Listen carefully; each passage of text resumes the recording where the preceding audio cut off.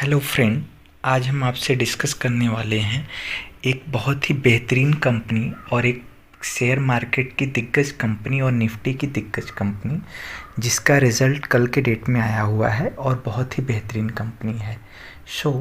अगर आपने अभी तक हमारे चैनल को लाइक एंड सब्सक्राइब नहीं किया है तो आप सब्सक्राइब कर लीजिए, जिससे आने वाली हमारी सारी वीडियोस आपको अपडेट्स मिलती रहे। अब हम बात करेंगे आज की हमारी कंपनी के बारे में, और जिस कंपनी को आपने जान लिए होंगे कि ये मार्केट की दिग्गज कंपनी है रिलायंस इंडस्ट्री। यस्टरडे कल के डेट में रिलायंस इंडस्ट्री ने अपना क्वार्टरली रिज़ल्ट अपडेट किया है और वो रिज़ल्ट इस तरह से है। अगर हम बात करते हैं इसके रिज़ल्ट के बारे में तो देखते हैं इसका प्रॉफिट 40.5% अप हुआ है। मीन्स मोर देन 40% प्रॉफिट इस क्वार्टर में रिलायंस इंडस्ट्री ने क्लॉक किया है। अब हम अगर अदर अपडेट की बात करते हैं इस अपडेट में consolidated profit at Rs 14,894 crore in this quarter, जो कि इस क्वार्टर में रेवेन्यू आया है 14,894 करोड़ का, एंड प्रीवियस क्वार्टर में इस कंपनी का था 10,602 करोड़। डेफिनेटली बहुत अच्छा इस कंपनी का रिज़ल्ट है। अब हम बात करेंगे, बेसिकली मेन हाईलाइट है हमारा जियो डिस्कशन, और जियो में हम देखते हैं तो जियो का प्रॉफिट राइज हुआ है 15.5% एंड सब्सिक्वेंटली रेवेन्यू की बात करते हैं तो रेवेन्यू 5.3% अप हुआ है 19,475 करोड़। अब बेसिकली प्रॉफिट जो राइज हुआ है 15.5 crore, total amount 3,489 crore profit clock किया है रिलायंस जियो। और सबसे बेहतरीन चीज़ ये है कि आरपूज रिलायंस इंडस्ट्री के ज़बरदस्त आए हैं, और जो कि लास्ट क्वार्टर में थे 145, उसके कंपेरिजन में इस क्वार्टर में आरपीयूज रिलायंस जियो ने 151 क्लॉक किया है। ज़बरदस्त आरपीयूज है। अगर अदर एडिशनल इन्फॉर्मेशन की बात करते हैं एडिशनल सब्सक्राइबर इस क्वार्टर में जुड़े हुए हैं 25.1 मिलियन। अभी अगर हम बात कर सकते हैं तो ओवरऑल सब्सक्राइबर बेस है 410.8 मिलियन सब्सक्राइबर टिल दिसंबर 2020 थे इस कंपनी के पास।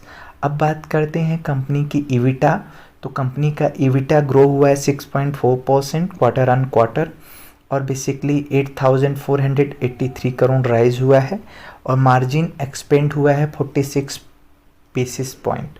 अब अगर हम बात करते हैं इसके रिटेल सेगमेंट के बारे में तो रिटेल सेगमेंट भी बहुत अच्छा किया है।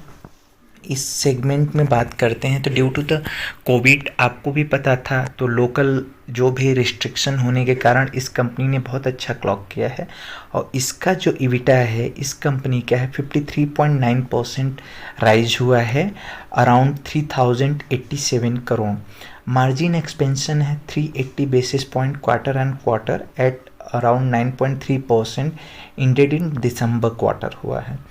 अब अगर हम बात करते हैं ऑपरेशनली रेवेन्यू की, तो रेवेन्यू ऑपरेशनली डिक्लाइन हुआ है इस सेक्टर का 9.7% क्वार्टर एंड क्वार्टर डिक्लाइन हुआ है 33,018 करोड़ रेवेन्यू आया है, as compare to last quarter था 37,845। अब अगर हम बात करते हैं इसके मेन सेगमेंट के बारे में, तो मेन सेगमेंट में अगर आप इसको देखते हैं तो वहाँ पे आपके इसके मेन सेगमेंट जो हमारा है ऑयल टू केमिकल O2C के बारे में हम बात करेंगे। तो OTC के बारे में अगर आप देखते हैं तो इसमें पाएंगे कि ज़बरदस्त इस कंपनी का रिजल्ट आया है, तो इसके बारे में देख लेते हैं।